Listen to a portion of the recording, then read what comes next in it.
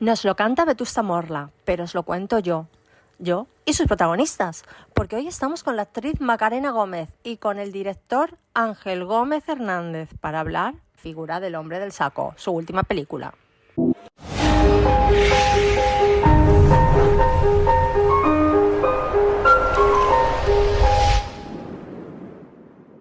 Sí, cuenta, pregunta. Lanza Genial. pregunta. Bienvenidos, ¿qué tal? Soy María de Alabama Comunicación. ¿Qué tiene de atávico el miedo realmente para que nos fascine tanto a los seres humanos y queramos verlo en pantalla y sufrir y disfrutar a la vez? Yo creo que es eso, que es lo estimulante, el reto tan estimulante que aporta, que al final te implica mucho en la película, te hace sentir lógicamente muy vivo, tiene esta cosa de endorfina, de adrenalina, de no dejarte indiferente. Por otro lado es lo que hace que la gente que no le gusta el terror no entre en una sala de cine, ¿no? Y cuando hay gente que me dice, no, a mí no me gusta el terror porque me da miedo. Y como si eso es fantástico. Quiero decir, es que es de verdad entrar en el juego que te propone la película, ¿no? Es como o cuando voy con amigos al cine y parece que van empeñados en que no le dé miedo. Es como esto no nos pasa con otros géneros. Tú entras en una comedia y no vas diciendo ojalá no me ría en ningún momento. Pero entras en una película de terror y dices no quiero asustarme, ¿no? Hay una cosa ahí muy, muy curiosa lo que se genera dentro de esto. Y yo creo que es básicamente eso, que al final hay una cosa también muy lúdica pero que nos pone en un sitio muy incómodo. O sea, en realidad si lo piensas, yo tengo una teoría, es que pero no... somos masoquistas porque nos gusta disfrutar. Claro, esa exacto. incomodidad, Pero yo tengo una teoría, es que estamos acostumbrados a llorar en sociedad, con gente con confianza, a reír, a disfrutar, pero el miedo es como una emoción que no sabemos manejar muy bien todavía y no nos gusta demostrarla. De hecho, de niños siempre nos hacíamos los valientes, ¿no? Hacíamos como esta cosa de a mí no me da miedo, como si fuera un acto de vulnerabilidad.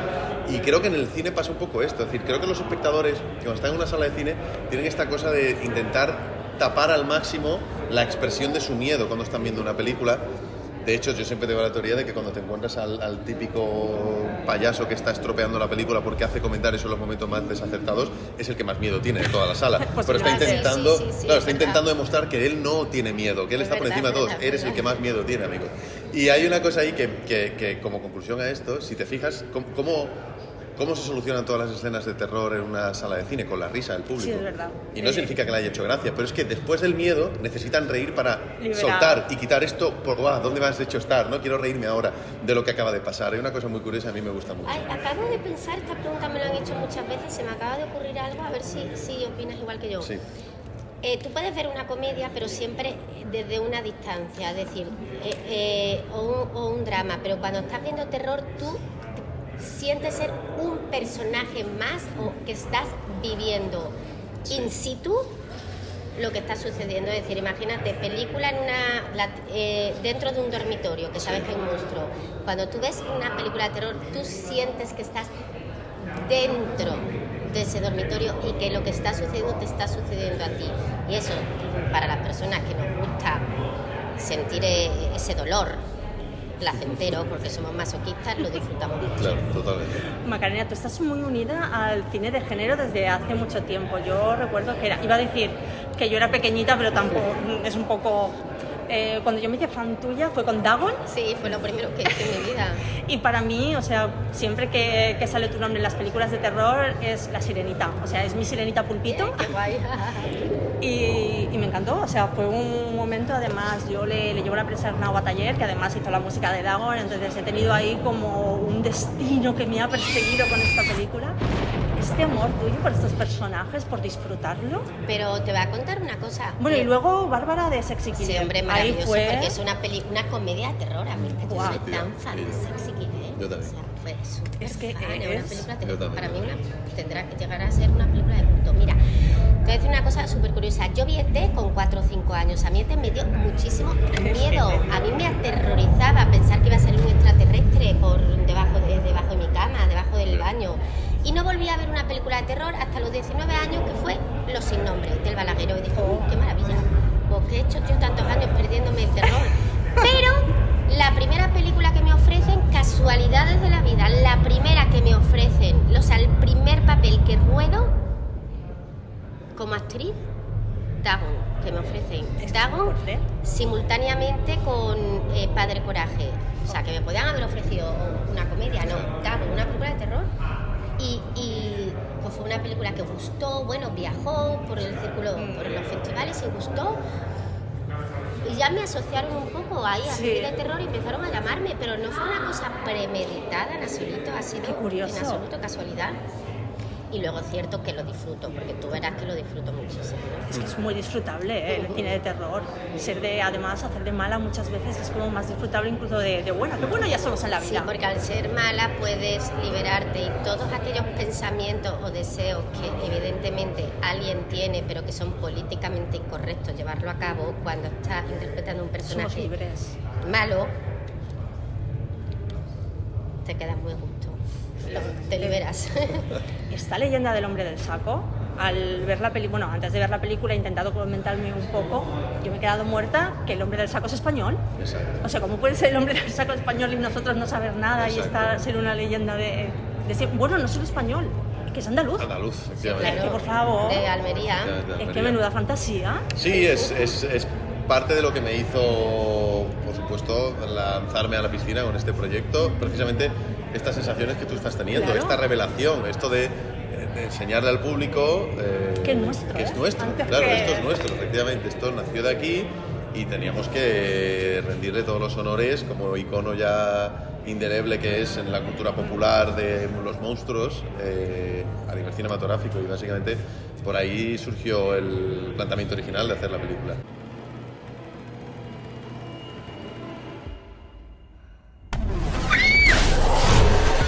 Y son ya 5 los casos de menores desaparecidos en los últimos 2 meses en la pequeña localidad de Gado. Yo me acuerdo que no sé dónde vi un mapa, una infografía en la que ponía los monstruos de cada país, en plan Sí, en la Escocia Llorona. el lago La Ness, la Llorona. Llorona, no sé qué, y a nosotros el hombre del saco. Y mira, yo no sabía nada, yo digo el hombre del saco, pues yo qué sé. Claro. Y has querido contar también con este elenco que sea andaluz.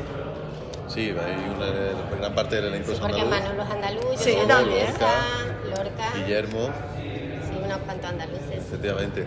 Sí, o sea, bueno, la verdad que la historia ocurre en Andalucía.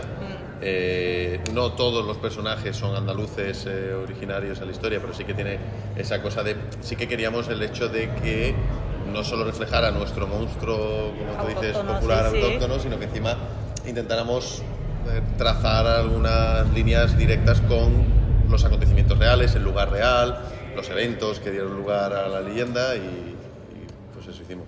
Luego, buscando un poco también sinergias entre los monstruos, me he dado cuenta también que el Papá Noel también lleva un saco y Sí, también sí. va por los niños. Sí, es verdad. Y ha sido como... Sí, esa es la... Es verdad. Sí, yo estoy un poco ahí trastornada también. ¿Qué tienes, Ángel, con los niños? Porque cuando vi Voces me pareció también fascinante y además tiene, aquí no ocurre tanto, pero tiene ese giro que dices, ay la madre, que todo lo que yo he estado pensando no.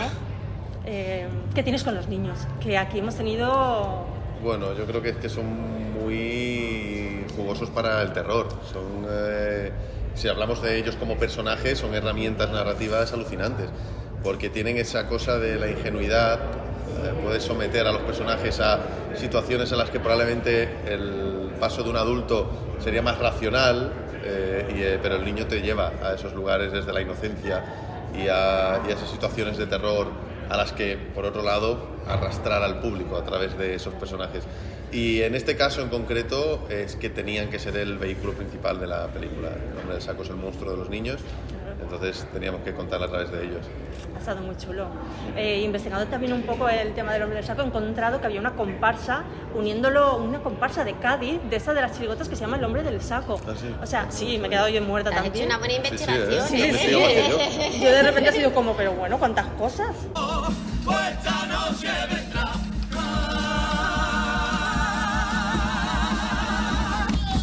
El hombre del saco, el hombre del saco, el hombre del saco.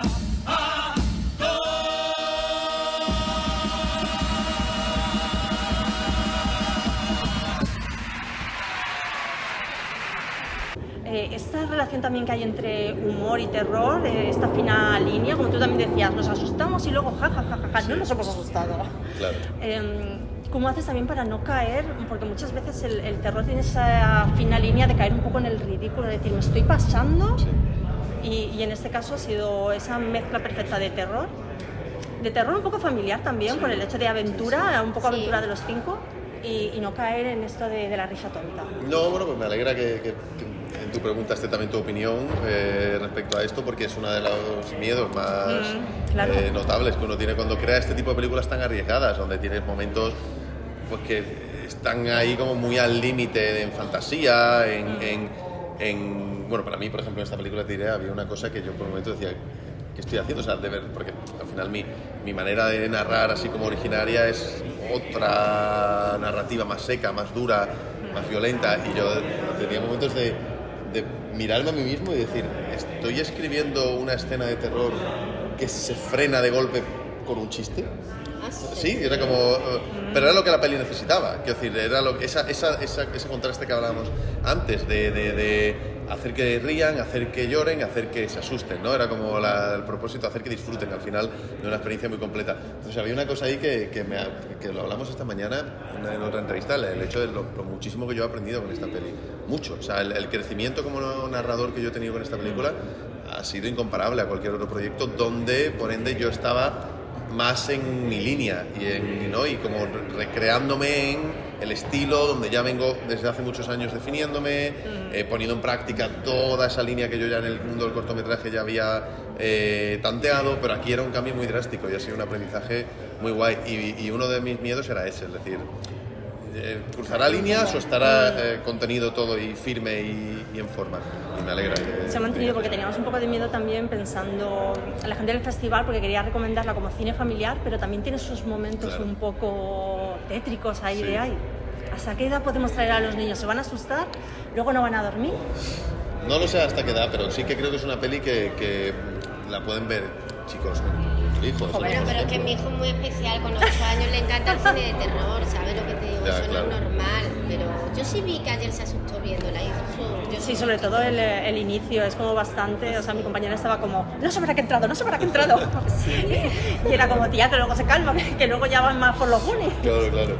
No, pero yo creo que al final, lo hablamos hace nada, bueno, ayer comiendo yo ahora recientemente impartí un curso para niños de terror, para interpretación de género de terror, y yo le había preparado a los niños una serie de ejemplos para analizar escenas y demás, sacados de la serie de Pesadillas, del Club de Medianoche, ¿no? Esto es una cosa así como inofensiva, que de repente no les agreda demasiado, claro. Que ¿por qué no ponía la monja? Que ¿por qué no ponía Expediente Warren? Y claro, yo me sentí ridículo, decir, niños de 8 años, nos han superado los niños. Claro, y decía, pero ¿cómo es posible? Digo, pero vosotros veis... Y le decía, a ver, ¿qué películas habéis visto este año? Y me decían, Smile, Hereditary, niños de 8 años, Y digo, ¿cómo es posible? Claro, automáticamente... Bueno, también lo que ocurre que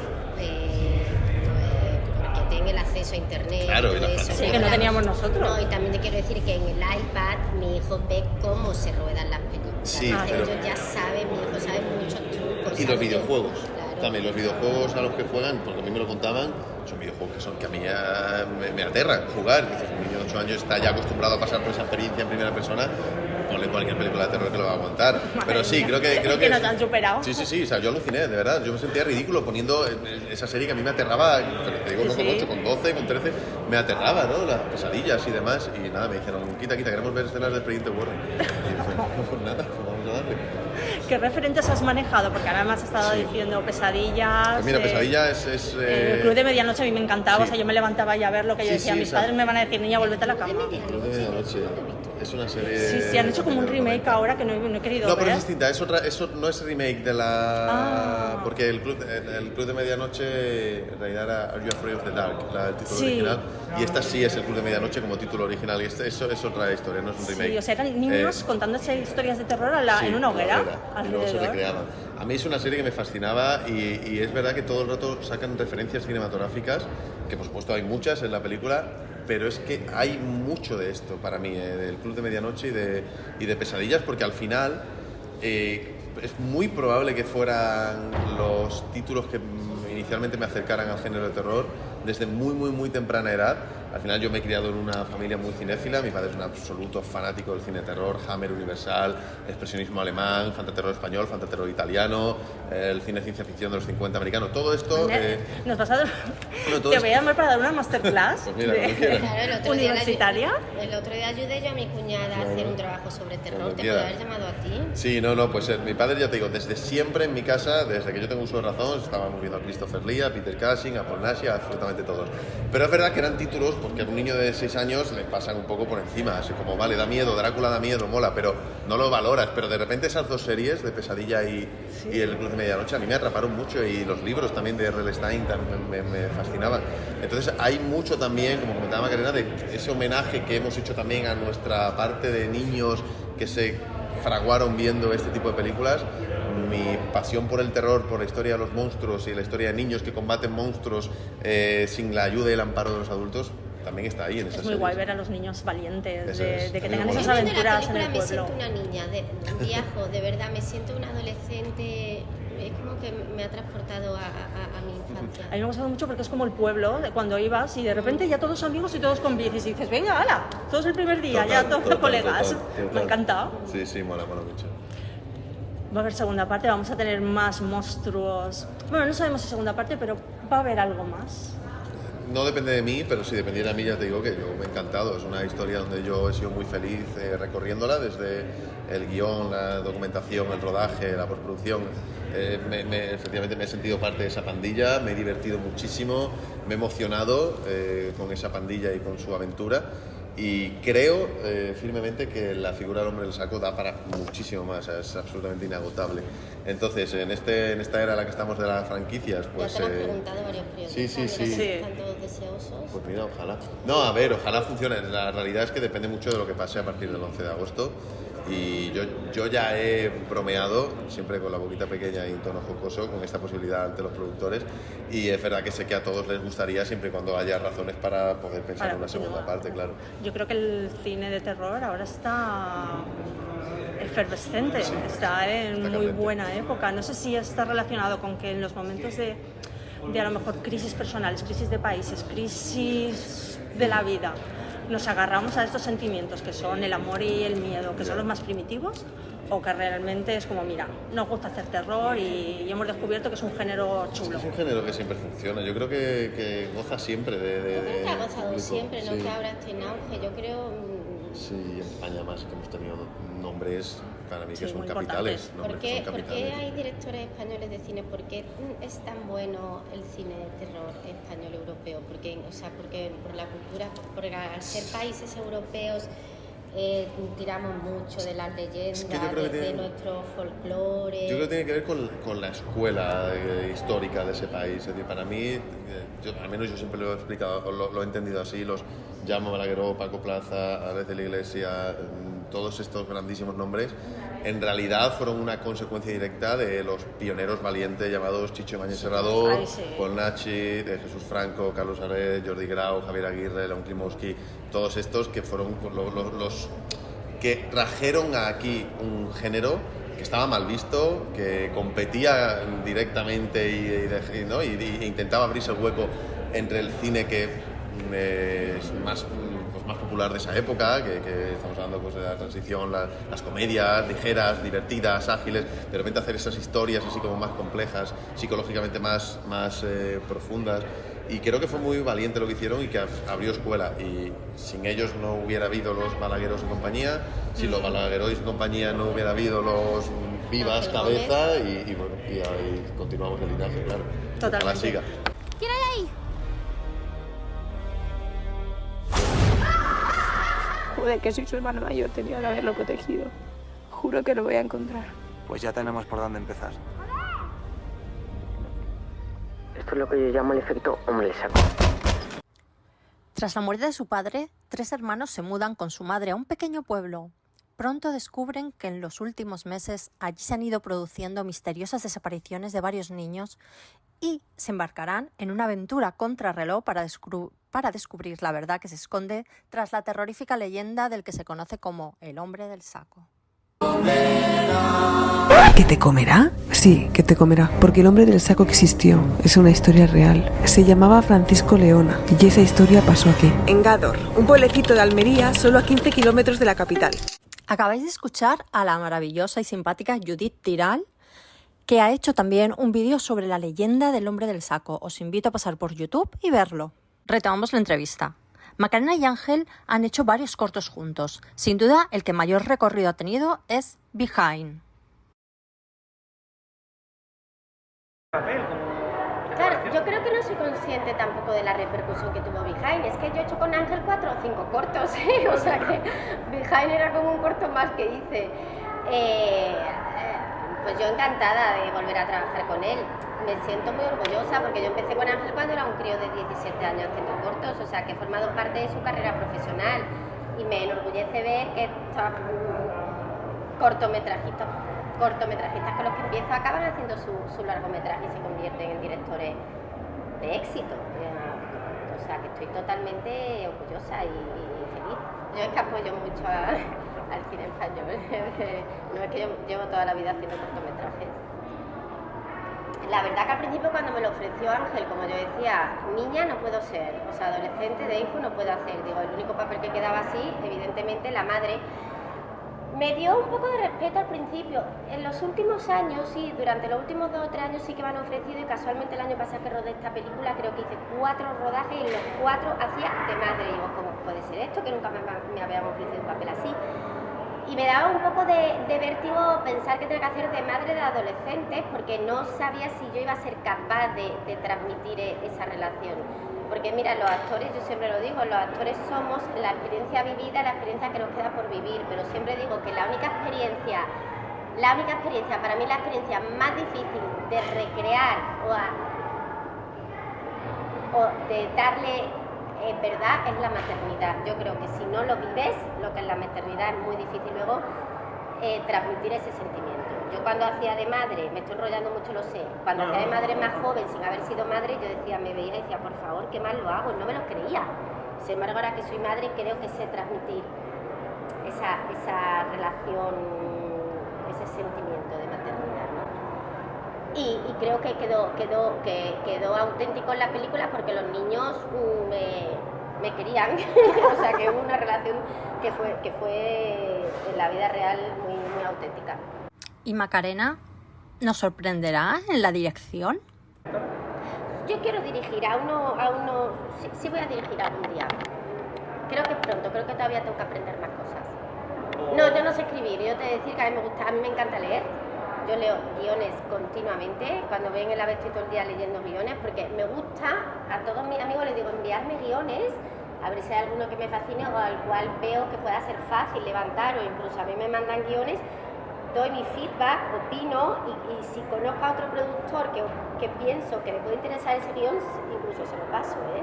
Guión mío no. Bueno, yo acabo de producir una película en Dominicana basada en una idea mía. Yo tuve una idea y de repente digo, a ver, se la dije, este guionista es el idóneo. Llamé al guionista, él la guionizó y he producido una película en Dominicana. O sea, realmente es un proyecto, sí. Pero vamos, sí que tengo claro que el día que dirigiera iría por la línea del terror. Porque es lo que más se me ha amado, es lo que más he visto y lo que más disfruto. Vamos, es que las pocas ideas que se me vienen a la mente siempre hacer una película es que tienen que ver con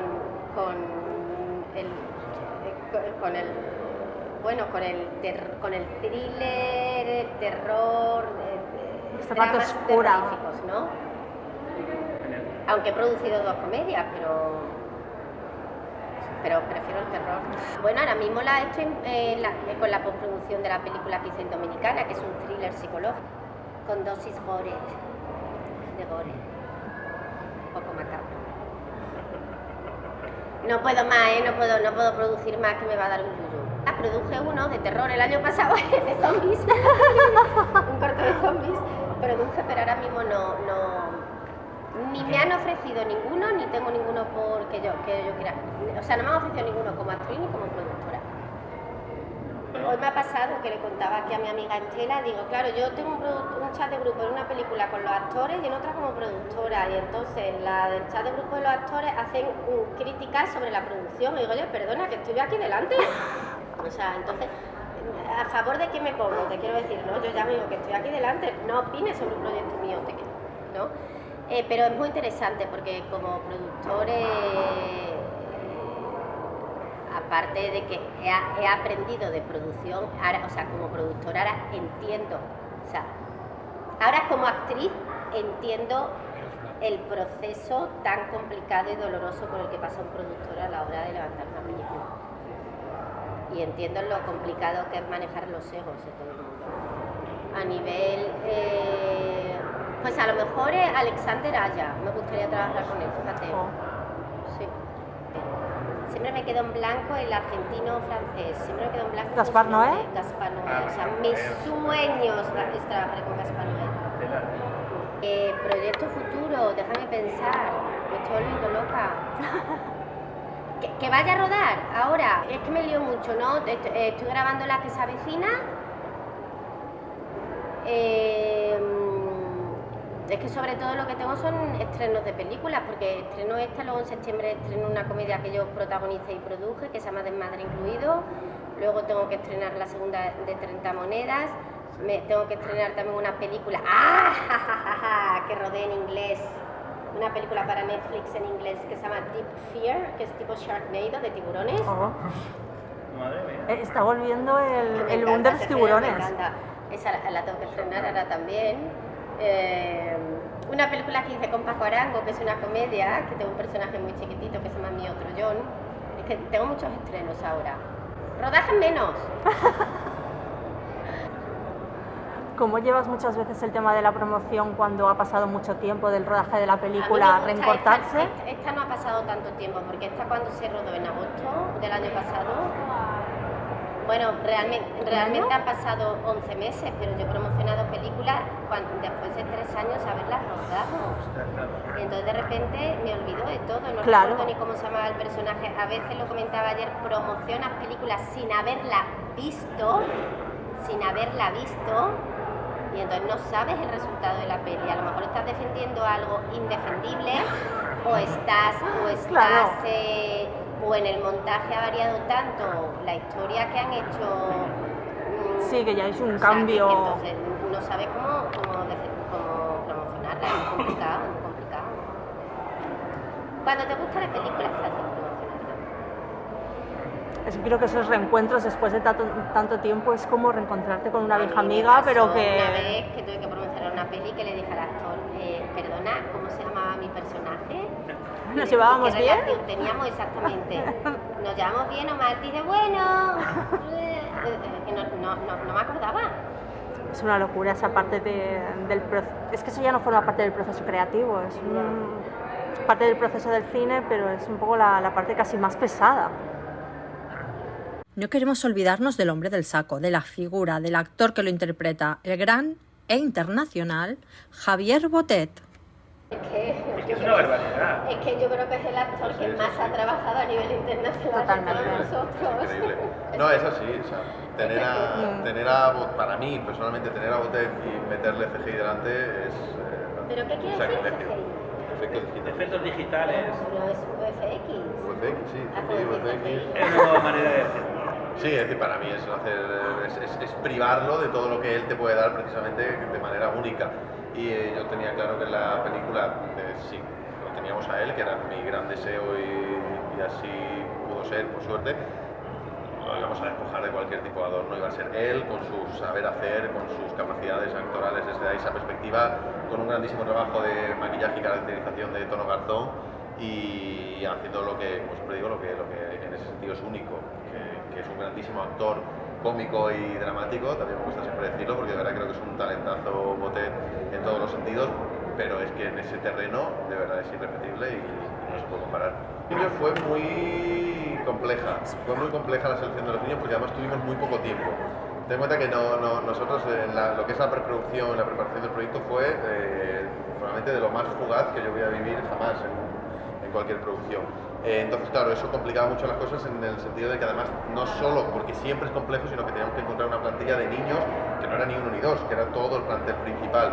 Y en ese sentido hicimos un trabajo de búsqueda, no fueron castings masivos, sino fue más ir a dedo viendo qué actores y qué actrices nos interesaban, probándolos, haciéndole casting por supuesto.